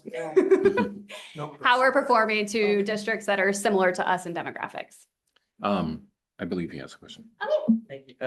I have kind of like 2 questions here, so I guess I can ask them in like parts. But my first question is, since we have like the charter schools also up there at the cyber charter schools, I mean, do we have our own internal charter school data as well? Like our virtual academy. Yeah, like Good I'm question. assuming that's clumped in there, but is there any place that I could find that where it's separate? Yeah, we could disaggregate that. Our virtual academy students are reported like Keystone Central students. So let's say, if you go to Central Mountain High School and you go to our virtual academy, you're still represented as Central Mountain High School. So you actually have to kind of go through and pick out the kids individually. Like the student went to virtual academy, we got to go pull that out because they're not treated in the system like a separate school. Okay. So our numbers include our own virtual academy students, but it's definitely possible to disaggregate that. Just you have to do it by hand. I was going to say before you get to your second question, That's a good point. I was literally just talking to someone about why they chose CCA over our charge, our cyber school. Yeah, And I think it's very important to, even though they still represent Keystone Central, I think it's still very important to look at that as still a separate entity, because obviously if someone chose CCA over ours, CCA has something else to offer that ours did not. right. So that's one thing that we definitely have to look into with that. And that's why I definitely agree with Ms. Dawn. Like I said earlier, I want to know what all these schools are doing differently. Like Du Bois beat us by 57% instead of 44 on ELA proficiency, and we had 63%. They had 70. Shippensburg had 74.8. And obviously, I want to make sure we're king of the mountain. Yeah. All right, we're Keystone Central. We need to be king of the mountain. We need to figure out why they got a higher grade than we did. Yep. Because we do that with our students. We try to dissect the students and see what's going on with them and help them along. We have to do the same thing with the school now also. Yeah, absolutely. And that's sort of the point of putting this together, is we like to do this internally to say, okay, where are we kind of in line? Where are we not? How do we learn from other people? How do we reach out? How do we see what's going on? And go from there. So absolutely. And I think that's sort of, the point of putting this all together on paper next to each other, is just to say, how are we faring? What was your second question, Buck? Oh, thank you. My second question was, when you look at the data, like of the ELA proficiency and all the other test score growth data, seeing that some of it is decently below state average, how come our graduation is still a good, pretty much very high? Sorry, that's very weirdly phrased statement, but it's much higher than the state average, where our test scores are much lower than the state average. Is there any like reasoning for that? Well, yeah, well, the and law. it's because graduation isn't connected to passing or not passing the assessments. Mm-hmm. And so the only thing that really is, and the district sets the graduation requirements. So ours is, 28 credits, graduation project. But the state doesn't require that you pass the assessment in order to graduate. Mhm. So sometimes you see a discrepancy in that. And also, one thing that we're seeing very much at the high school level is because there isn't that requirement to pass the exam to graduate high school. We have a lot of students who don't take the exam very seriously because they know they don't need to pass it. And so sometimes we feel like the data isn't really representing the ability of our students. That if you're not intrinsically motivated to do well on that test, there's not an external motivator to do well. So we see that a lot as well. Does that answer your question? Yeah, thank you. Yeah. That's something the board, though, as a collective, if they want that part of to be part of the graduation requirements, they can, because right now the law gives you a whole bunch of different ways to make sure our students graduate. And right now it's not test score oriented. So your question is spot on. Now, if the board collective stated they wanted to base graduation on test scores, like did you pass math or not, that rate might go down. So that's a future conversation, but good catch. A lot of people don't catch that. Very good. I have a question. Please. Yes. Thank you, sir. All right. Thank you so much, Megan. I know your team works really hard on this. You bring us data. But I'll be honest with you, when I look at the PSSA scores, jumping to something else here, I'm really concerned that our third graders come in so low. Now, I don't know, it's not on your data. This is just a conversation from possibly another time, but it really concerns me. So that would be a conversation for a later time. And it's up to the committee. Okay, I'm just the fourth wheel here. It's up to the committee. Personally, I like to see the data of our neighboring school districts. And I understand, Megan, why you picked the demographics, but I personally want to see our neighboring school districts added to this. And I love your idea, break out the cyber charter school keystones from this data and have it as a separate line. So that would be something I would like to see. But you are the committee members, I'm just the fourth wheel on the committee. So whatever your recommendations are, those are your recommendations. So to wrap up here, areas of strength, we definitely have a high graduation rate, as we talked about, exceptional career standards. Our math achievement is competitive, and our math growth is definitely trending in the right direction. Areas of growth and what we're already doing about it, ELA growth and achievement, we've already talked about that being a top priority for this year. That's what our team is working really hard on right now. We're implementing new curriculum, as we talked about, and strengthening those MTSS structures to make sure that all kids get what they need in order to meet the end of year goals. Our attendance is slightly below the state average. Attendance is something we're always working on because kids can't learn if they're not here. And that requires community partnership, parent partnership. Unfortunately, we aren't there in the morning to get kids to school.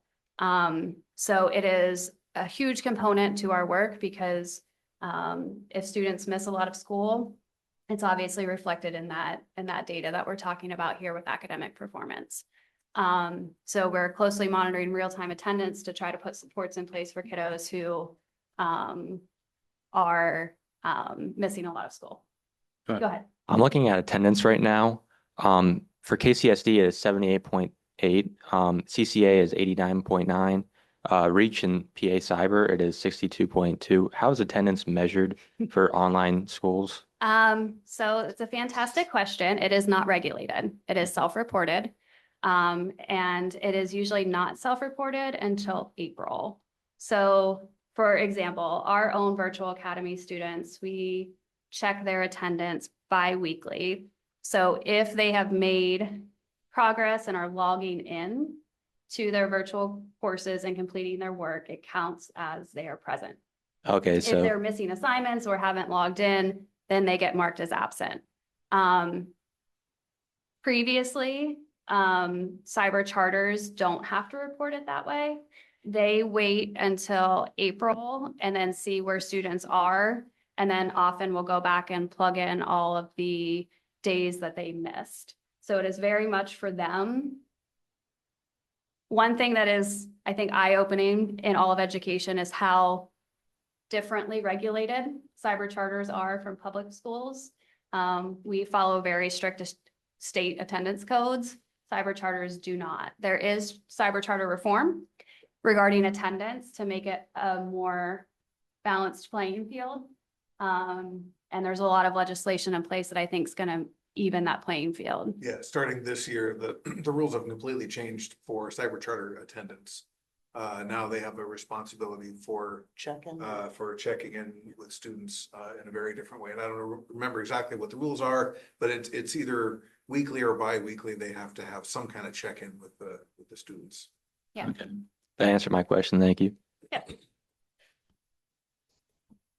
And then just real quick, we just completed mid-year data. So I told you before, we always check fall, winter, and spring. And for our 3rd through 8th grade students, this is where we're at mid-year. This is our median growth percentile. Anything above 50 is really good, and we're at 55. So our math growth is looking really good this year.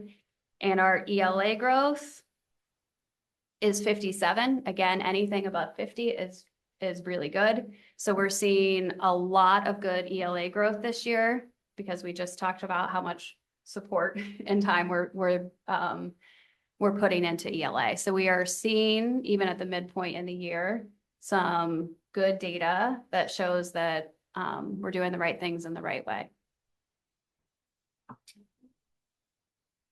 And that's just a summary, but I feel like we covered all that.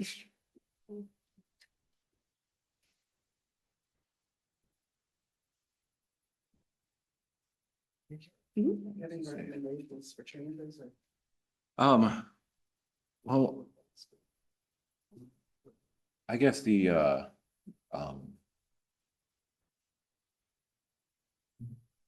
I guess like, I would recommend like what Elizabeth brought up, and we talked about earlier, kind of getting a couple more local schools in here on this graph, and then also showing what the, Keystone, cyber would look like on this chart also.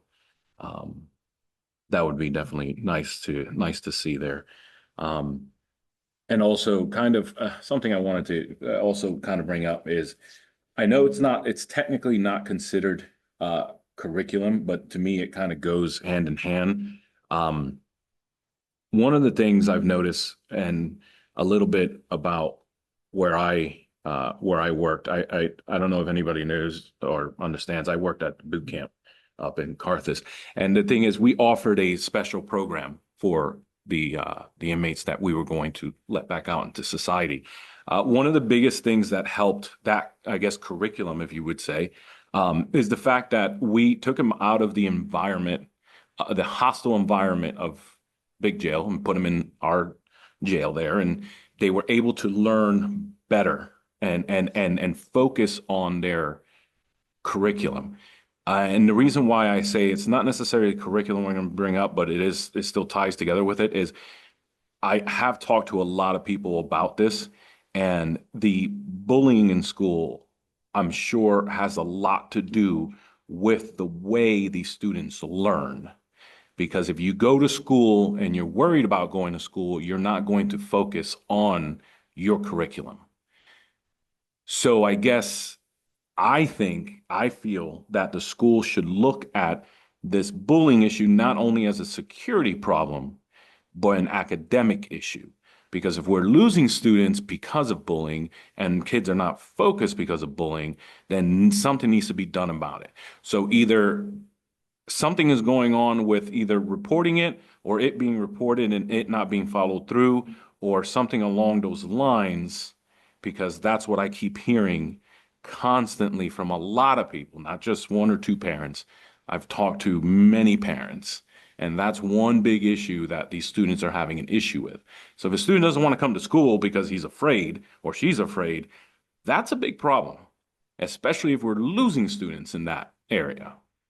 So I think that's something that also needs to be taken up, not just with security, but also with looked into with curriculum. And we can't just force it all on the teachers either. That's the thing. We can't overload the teachers. They are not security staff, and they're there to help report the issues, and then we need people to step up to kind of help with the issue afterwards. So that's one problem that I've been hearing a lot about. Yeah. Thank you. It sounds like you're putting together a draft goal.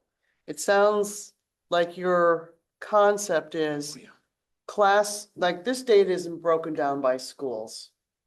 By the actual school buildings. It's just all combined together. So it sounds like the goal would be going deeper. If the committee wants to evaluate data, it would be looking at the school, the grade, the number of incidences, and if there's a correlation between academics and curriculum and achievement.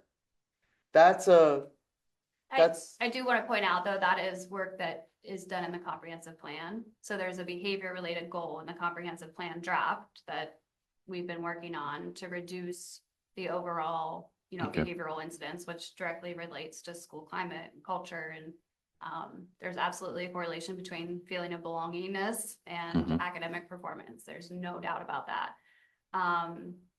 And I think, we can absolutely look at that data. We do parent surveys and student surveys. We have the data on reported bullying incidents. And part of the comprehensive plan is to address that behavior. So I don't think a separate goal would be needed because we already have that goal in the comprehensive plan. Yeah. Awesome. So, Again, we look at the data about referrals that we get, and we've seen a dramatic decrease in those kind of referrals that we see.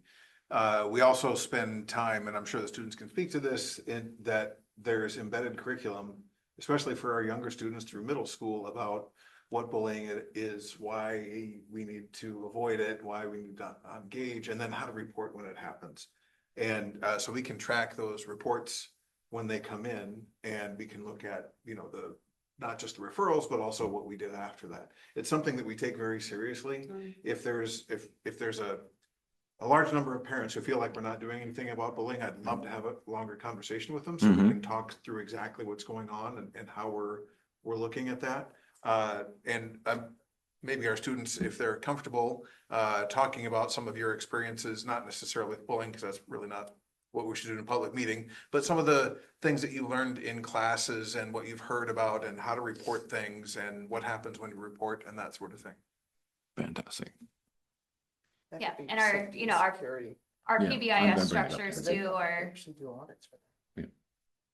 our PBIS structures are positive behavior intervention supports, like those are aimed to just create a more positive culture. Mhm. So all that work is in line, I think, exactly with what you're saying. I think we all fundamentally agree with what you're saying. Awesome. Fantastic. So I guess, yeah, I guess that would be in kind of the goal setting, just, so going on to C1 there, just kind of recommendation for that is, I guess, we'll get, the graph here kind of added on a couple more things. And then also maybe even if we can see, some of the numbers of, what we were talking about with, the bullying, how it correlates to the students and the culture and whatnot. Maybe we can go over some of that for the next meeting. If we can bring that up. Up to you guys. Yeah. Anybody have anything to say? Chris, Mr. Baldino? Shelby? Dr. Baldino went out and then came back in. I'm having Colton set him up as a co-host in case he wants to unmute, but I will send that request so he can unmute if he wants to say anything at the moment. I'll talk to you later. Oop, he bounced out again. If you want. Okay.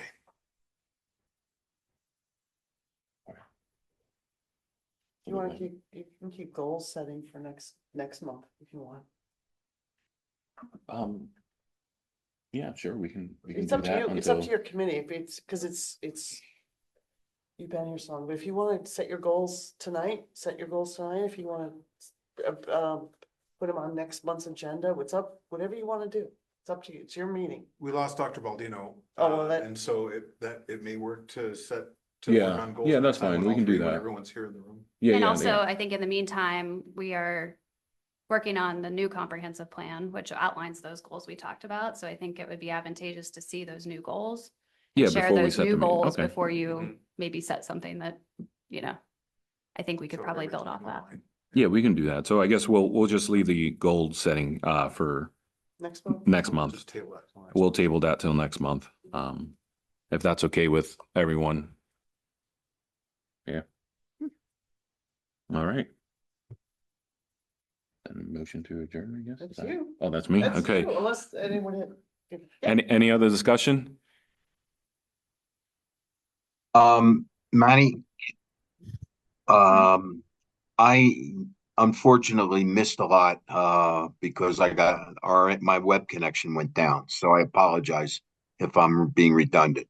I'd just like to say, I'd like to say to Megan, I kind of echo what Elizabeth said. I would really like to, see, how we're doing compared to the districts around us. Acknowledging that State College is an outlier. We can't pay, they're kicking everybody's butt, so. it But would not be- in growth if it's worth anything. Okay, We're kicking their butt in Well- growth. when you get closer to the top, it's harder to grow. Correct. Yeah. I would, like to see how we're doing compared to Jersey Shore and Bellefonte and that stuff. And if I'm being redundant, I apologize. Thank you.